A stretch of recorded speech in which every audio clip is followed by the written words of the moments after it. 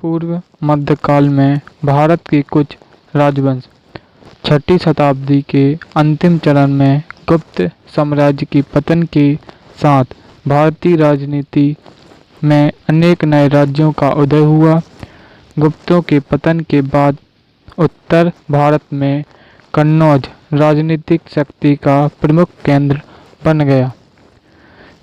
गुप्त साम्राज्य के पतन के परिणाम भारत के विभिन्न भागों में राजनीतिक सत्ता के अनेक स्वतंत्र केंद्रों का उदय, भारत में बहु-राज्यवादी व्यवस्था के विस्तार का प्रारंभ, जाति व्यवस्था अत्यधिक जटिल हो गई एवं समाज रूढ़िवादी हो गया, अर्थव्यवस्था का पतन शुरू हुआ एवं सर्वत्र सामंतवाद की जड़ें मजबूत हुईं।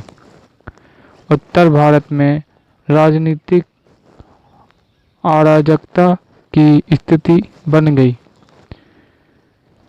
राजनीतिक अस्थिरता एवं अनेक छोटे राज्यों के बनने के कारण विदेशी आक्रमणकारियों द्वारा भारतीय हिस्सों को जीतना आसान हो गया। पूर्व मध्यकालीन प्रमुख राजवंश पूर्व मध्यकालीन उत्तर भारत और दक्षिण भारत। उत्तर भारत में पुष्यभूति वंश थानेश्वर हरियाणा, मोखरी वंश कन्नौज, पाल वंश और सेन वंश बंगाल, राजपूत वंश गुर्जर प्रतिहार गुजरात, चौहान वंश दिल्ली, तीसरा चंदेल वंश बुंदेलखंड जेजाक भुक्ति, चौथा परमार वंश मालवा, पांचवा चालुक्य सोलंकी वंश अहिलवाड़ गुजरात। दक्षिण भारत में चालुक्य वंश वातापी, पल्लव वंश कांची, पांड्य वंश मदुरा, चोल वंश चोल मंडलम, राष्ट्रकूट वंश मान्यखेत, हिंदुशाही वंश उत्तर भारत का गांधार, पाल वंश बंगाल। पाल वंश की स्थापना बौद्ध धर्म के अनुयायी गोपाल ने की थी। गोपाल ने बिहार शरीफ के निकट ओदंतीपुरी बिहार की स्थापना करवाई थी। धर्मपाल उपाधियां परमेश्वर, परम भट्टारक एवं महाराजाधिराज की उपाधि। यह गोपाल का पुत्र एवं उत्तराधिकारी था।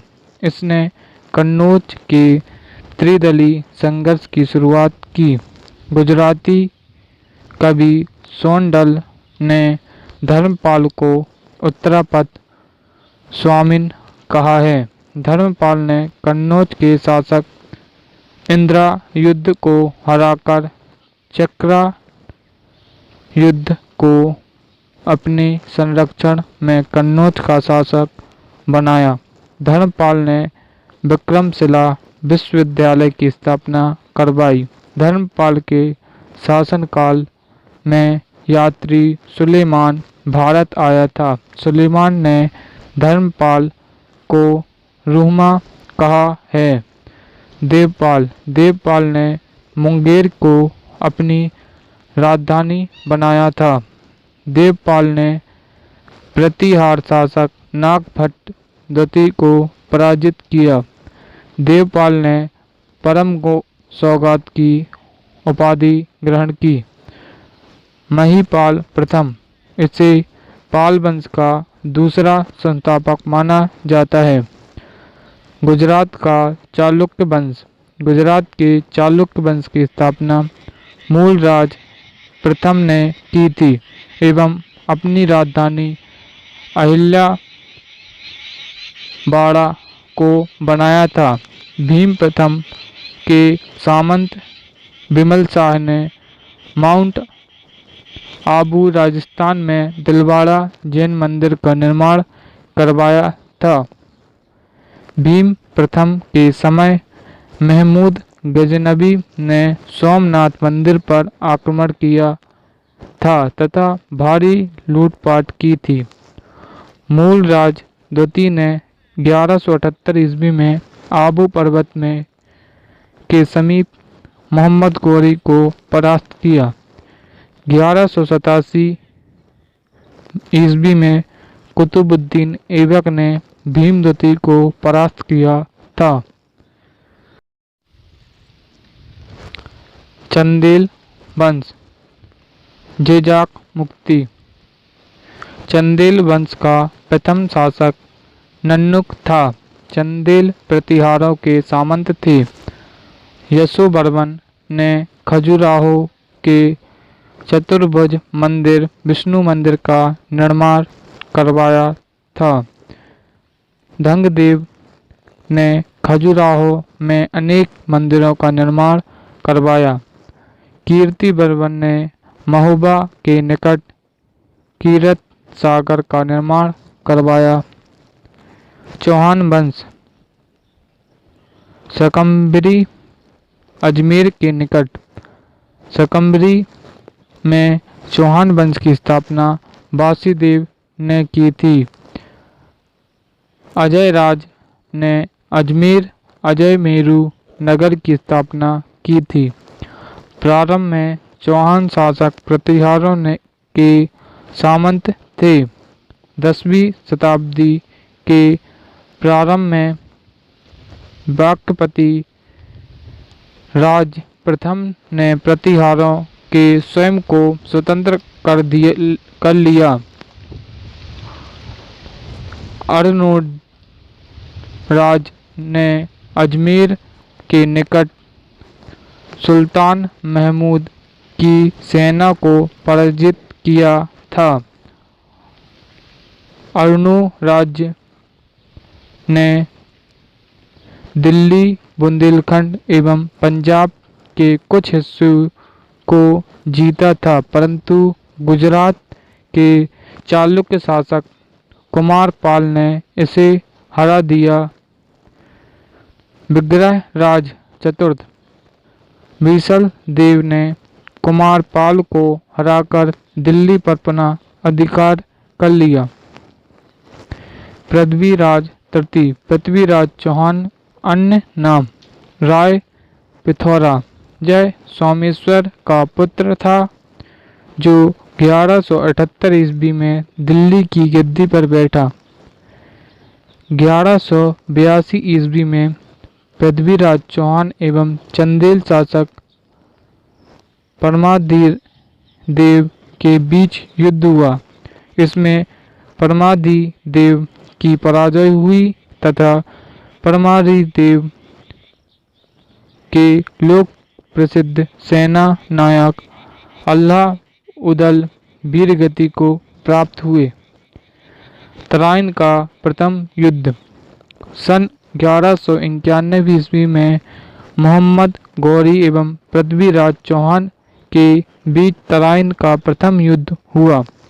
इस युद्ध में मोहम्मद गौरी बुरी तरह पराजित हुआ एवं घायल हुआ तथा अपनी सेना के साथ वापस चला गया। तराइन का द्वितीय युद्ध 1192 सन 1192 ईस्वी को पुनः मोहम्मद गौरी एवं पृथ्वीराज चौहान के बीच युद्ध हुआ, परंतु गौरी ने कुछ समय बाद प्रातःकाल में चौहान की सेना पर आक्रमण किया। सेना को हमले का आभास नहीं था, अतः चौहान की हार हुई एवं चौहान को बंदी बना लिया गया। तराइन के युद्ध में पृथ्वीराज चौहान की हार के कारण तराइन के प्रथम युद्ध में गौरी की भक्ति सेना का पीछा कर उसकी शक्ति को क्षीण न करना, अर्थात गौरी की शक्ति पूरी तरह समाप्त न करना, संयोगिता के साथ प्रेम प्रसंग में व्यस्त रहकर आगामी हमले का आभास न करना, राजपूतों की वंशगत प्रतिष्ठा तथा अपने राज्यों के हित को सर्वोपरि मानने के कारण उनकी आपसी ईर्ष्या का ईर्ष्या तथा वैमनस्य का लाभ मोहम्मद गौरी को मिला। तराइन के द्वितीय युद्ध में पहले गौरी से समझौता वार्ता के संपूर्ण काल में पृथ्वीराज ने अपनी सेना को युद्ध के लिए सतर्क नहीं किया। संयोगिता प्रकरण। संयोगिता एवं पृथ्वीराज चौहान के प्रेम प्रसंग की जानकारी चंद-बरदाई, अबुल फजल तथा चंद्रशेखर के लेखों से मिलती है, परंतु कुछ इतिहासकार इसे केवल एक कहानी मानते हैं। संयोगिता गढ़वाल के शासक जयचंद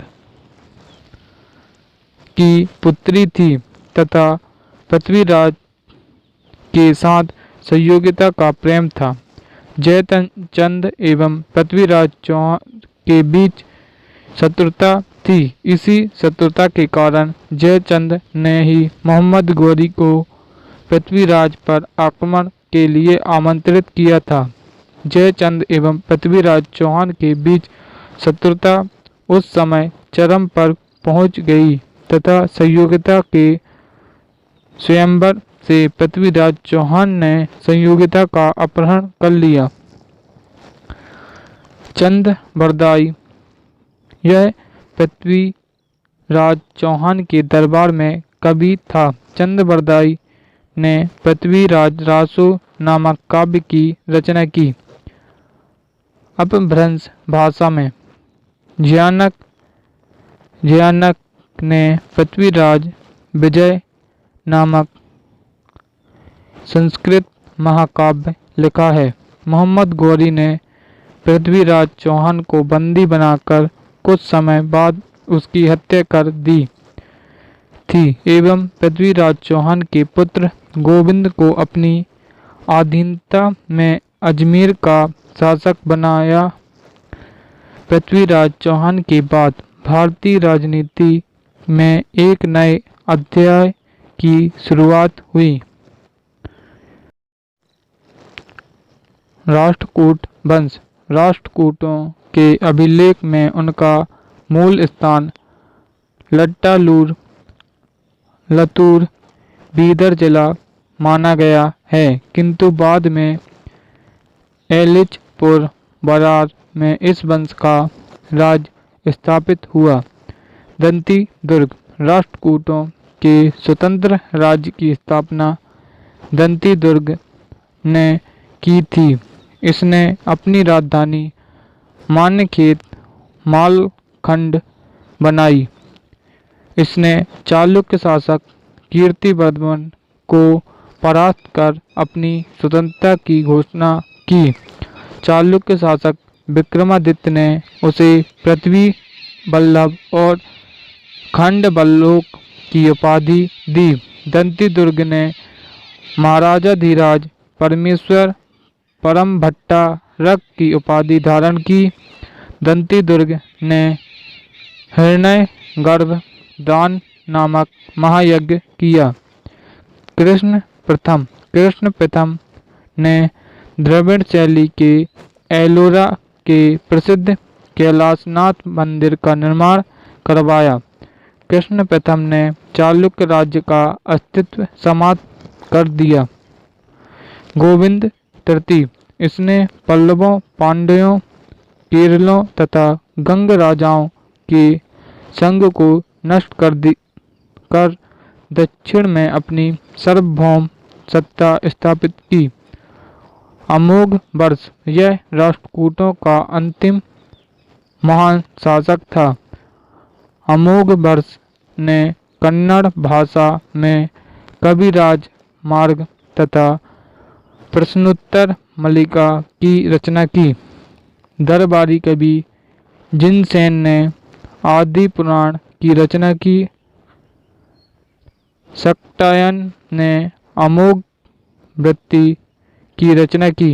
महावीराचार्य ने गणित सार संग्रह की रचना की? राष्ट्रकूटों का राज्य चिन्ह गरुड़, राष्ट्रकूटों का की मुद्रा कलज, गृहंक, कशु।